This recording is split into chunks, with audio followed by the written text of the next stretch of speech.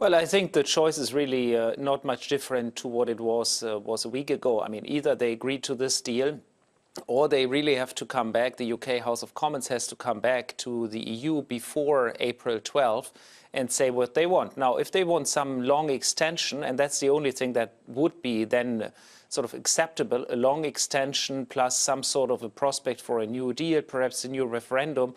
I mean, all of this would mean they will have to hold European elections in the UK on May 23. So in other words, if we push the can down the road beyond the end of next week, they will have to basically agree to hold a European election, which is probably quite unpopular among parts of the Tories, at least.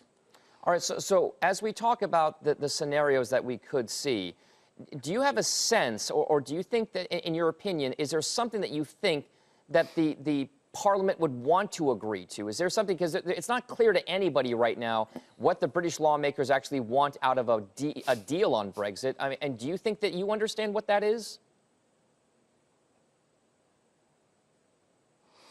No, I frankly think it's complete chaos in the US, in the UK House of Commons, and frankly speaking, hearing Stephen Roach speaking on the euro, I think the real chaos here is on the UK side. It's not on the eurozone side. So it seems to me nobody in the House of Commons knows how to and what they really want. They can't agree on anything, and they have never really understood, I think, up to now that you cannot just decide yourself the future relation between the UK and the EU. I mean, that always will involve, of course, the rest of the EU, and the EU has to agree to a deal. And so far, there's one deal on the table that was negotiated between the British government and the EU.